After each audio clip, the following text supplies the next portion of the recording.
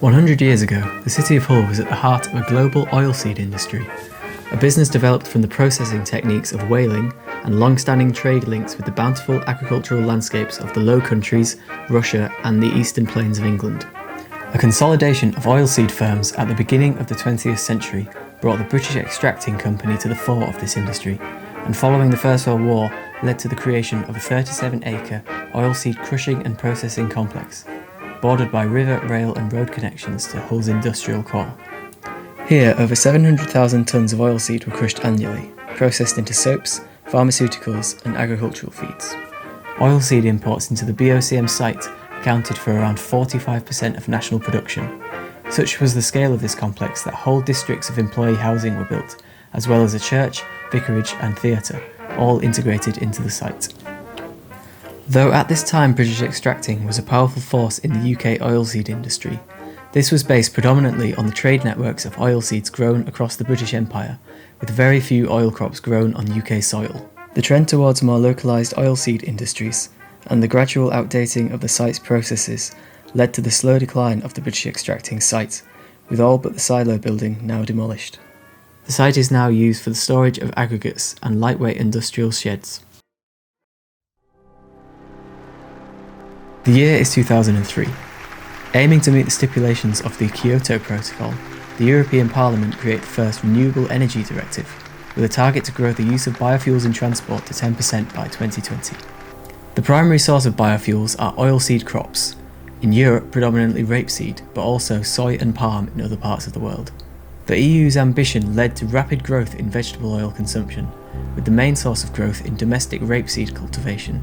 The crop now accounts for 2/3 of Europe's biofuel, with 11% of all EU arable land dedicated to the yellow-flowered plant, with an annual value of €2.5 billion. Rampant growth in the biodiesel market has radically transformed rapeseed's value and volume across the EU.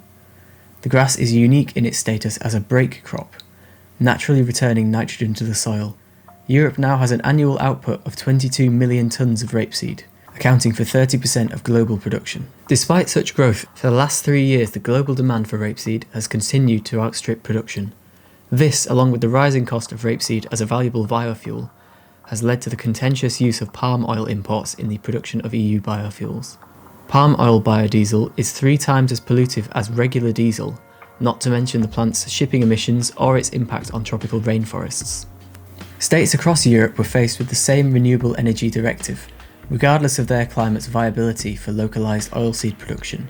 This has led to countries such as Spain and Italy, whose southern European climate cannot hope to grow rapeseed at the rate of their northern counterparts, to focus on biodiesel production processed from palm oil imports. Europe's rapeseed production would have to increase by a further 56% to negate the need for imported palm oil, a scenario which would place further pressure on the crop's availability to the food industry, where concerns have been raised over the impact of using traditional feedstocks as biofuel. The third largest European producer of rapeseed, Britain, has seen biofuel developments grow to a market valued at £595 million a year, with the crop now accounting for over 17% of arable farmland, an area 30% larger than the top 10 UK urban areas combined. There are 3 principal byproducts of the biodiesel process: crude glycerol, rape meal and rapeseed straw. Each of these materials are being produced on a mass scale, with much of this content incinerated for lack of value-adding uses. Crude glycerol in particular has been rendered almost worthless in its abundance, with the material's purification only commercially viable at large centralised sites. There is therefore a chronic need for new value-adding uses of biodiesel's byproducts. This project appropriates the mass scale of waste produced by an ever-expanding biofuel industry, investigating a material culture which sequesters carbon into the fabric of our buildings and at the end of its useful life also acts as a restorative landscape material, ameliorating the degraded ground conditions of industrialised terrain. Mixing glycerol, cornstarch, water and vinegar yields a biopolymer binder which, by adding waste material aggregates, achieved a range of biocomposite materials. A unique mix of rape meal and hemp shiv yielded a malleable material with a high thermal mass, precise casting capacity and a range of textural qualities. A protective coating of lignin-based epoxidized resin achieves a long-lasting, high-density cast, which was tested at the scale of a table, Casts made against the meal in its raw form express their process of making through textural finish, whilst also developing a formal language of natural piling, chamfered corners and scooped voids. A modular casting system of chamfered extrusions was developed into a cascading landscape pavilion, inviting a pause in the Grimsdijk landscape. The proposal followed a formal nature of smooth corners and beveled edges, lending the structure an inherent comfort in sculptural form. Seasonal change, the passage of time, and the mark of the user are highlighted by the pavilion's shifting texture and finish. As elements decay, the fertile composite nurtures new growth in the landscape, and in time, the boundaries of structure and ground become blurred, articulating the completion of a material life cycle. The British extracting site has not seen its original scale of use since the 1950s, leaving a 37-acre void in the heart of what was once an area of diverse use, with multiple industries, housing, schools and places of business throughout the Wilmington area. Access to public space and the density of the district's built fabric have fallen in parallel with the area's gradual urban homogenisation, with many wary of passing through at night due to a lack of pedestrian paths or areas of evening activity.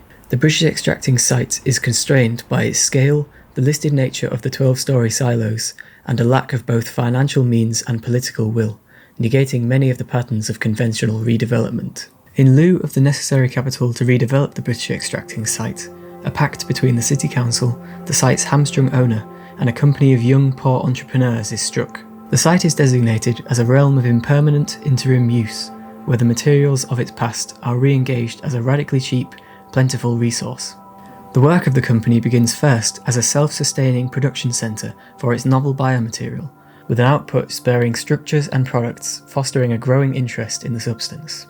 Initial proposals focus on improving the site's public permeability, defining new paths, streets, squares and parks, strengthening the area's public realm whilst providing a sequence of forums for the interactions of the public and emerging material interventions.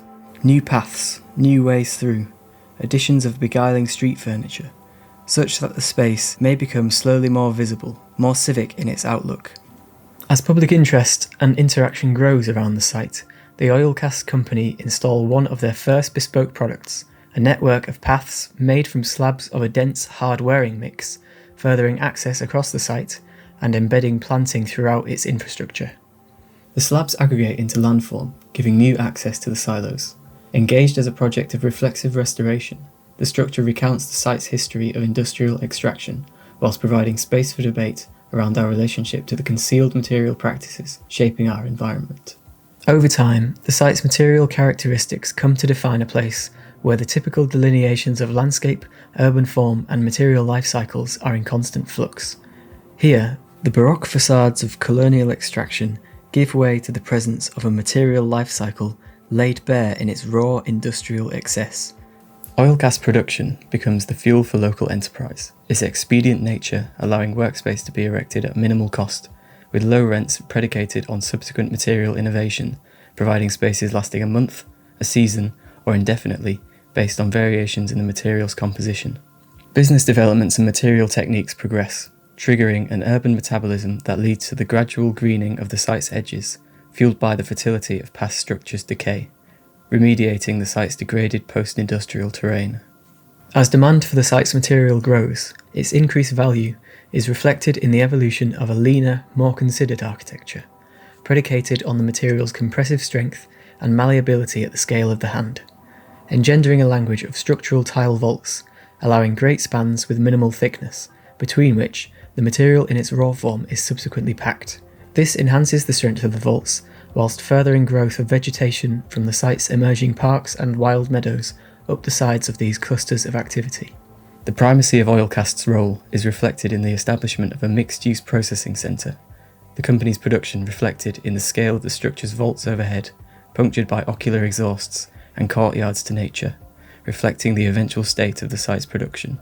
As certain pockets of enterprise consolidate around the site, finding footholds in fields of material science, alternative cuisine and product design, a more permanent sense of place begins to emerge, with a more defined network of streets, paths and parks, drawing the public through the site, bewildered and intrigued by the goings-on, the slabs underfoot, entwined with plants, warping into stairs and terraces, arcades vaulted with strange, worryingly thin tiles, glimpses the chemical apparatus within.